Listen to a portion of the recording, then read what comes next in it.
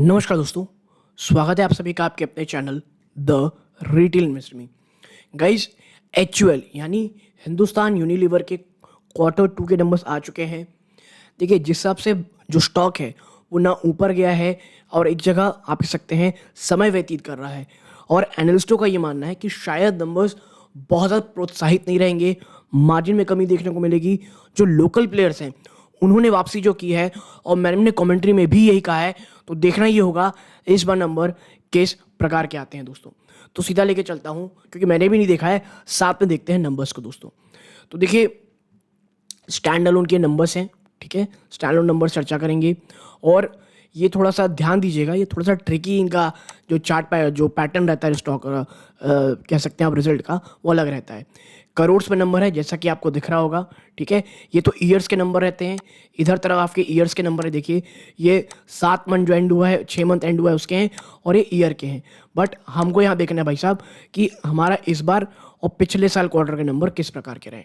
तो देखिए, सबसे पहले रेवेन्यू फ्रॉम ऑपरेशन में सेल्स ऑफ प्रोडक्ट को देखेंगे तो कैसे रहे हैं। देखिए, इस बार ये जून के क्वार्टर थे, ये हमारे सितंबर के क्वार्टर है, हमको ये देखने हैं।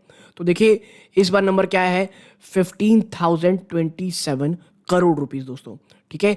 एक साल पहले कितना था, ये था 14,514 करोड़। और एक आप कह सकते हैं पिछले क्वार्टर में 14,931 करोड़। क्या ये बढ़ोतरी हुई है? देखिए, साल दर साल में हम वाकई पॉजिटिव आप कह सकते हैं, फ्लैट टू पॉजिटिव रहे हैं।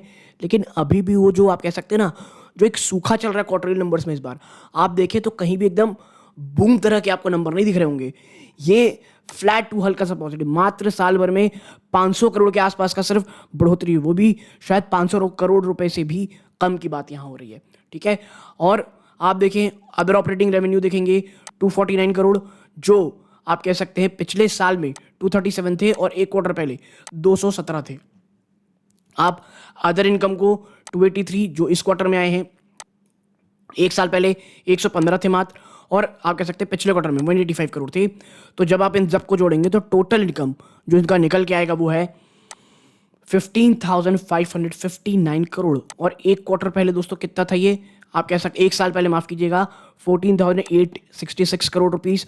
और एक साल पहले आप माफ कीजिएगा, एक क्वार्टर पहले, तो एक साल हो गया, एक क्वार्टर पहले 15,333 करोड़।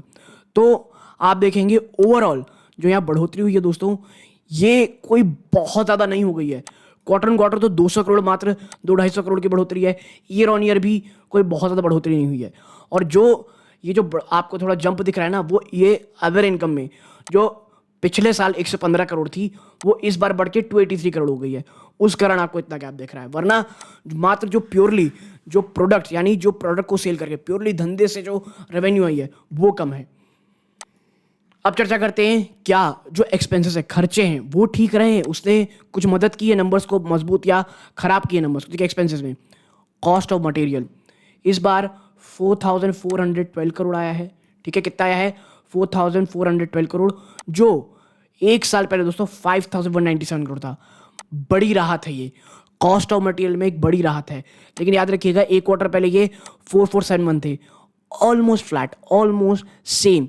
इन्वेंट्रीज देखेंगे तो इस बार पॉजिटिव 34 करोड़ की है, जो एक क्वार्टर पहले दोस्तों पॉजिटिव 339 करोड़ थी। एक साल पहले पॉजिटिव 339 करोड़ थी, और एक क्वार्टर पहले ये आप पाएंगे तो 224 करोड़ का खर्चा था, ठीक है।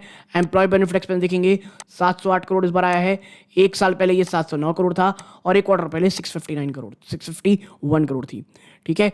एडवर्टीजमेंट और प्रमोशन में कितना खर्चा किया गया भाई साहब, तो ये इस बार 1720 करोड़, और ये तो मतलब बहुत ज़्यादा खर्चा हो गया है।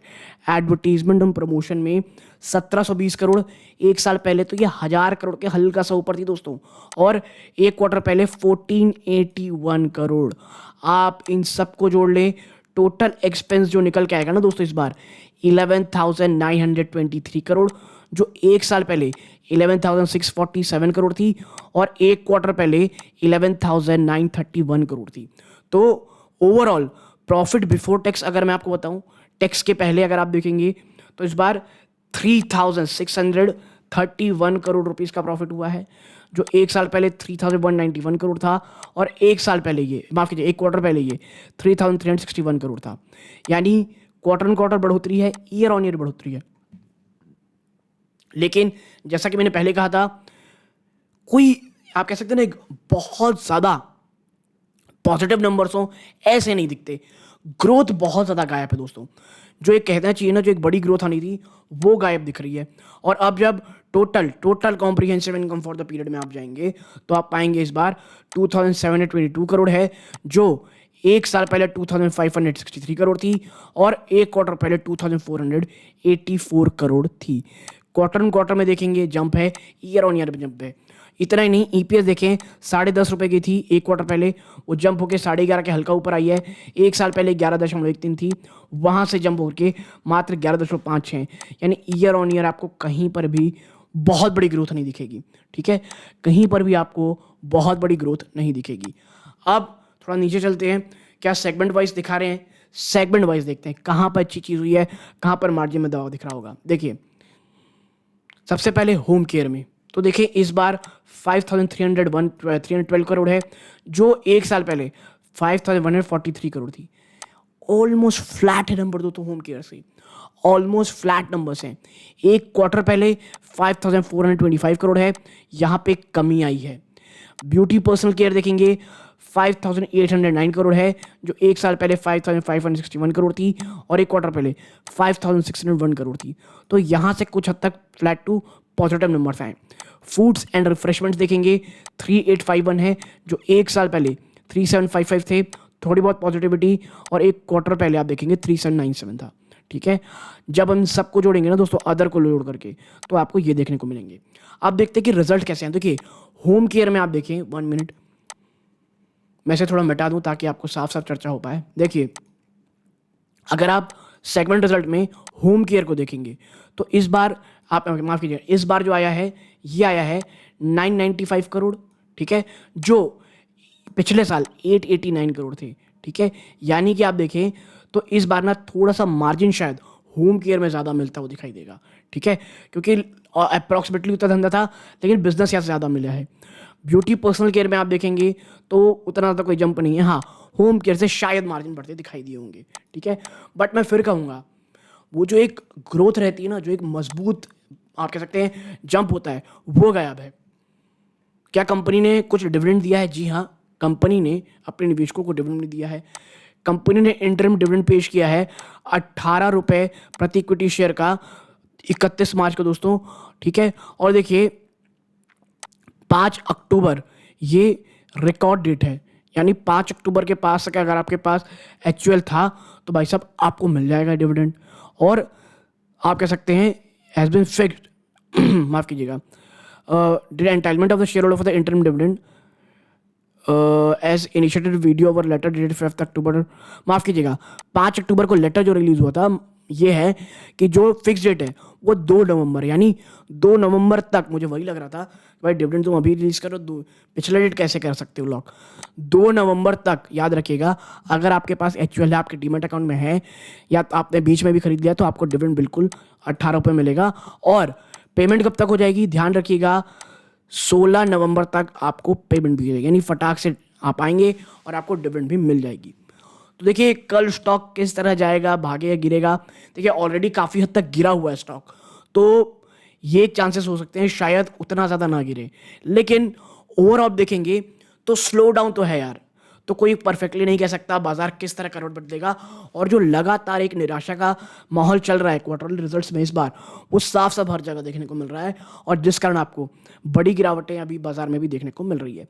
तो कोई पॉजिटिव ज़्यादा कंट्रीब्यूशन देगा इसका शायद आसार कम है, बट हाँ ग्रोथ तो नदारत है इससे।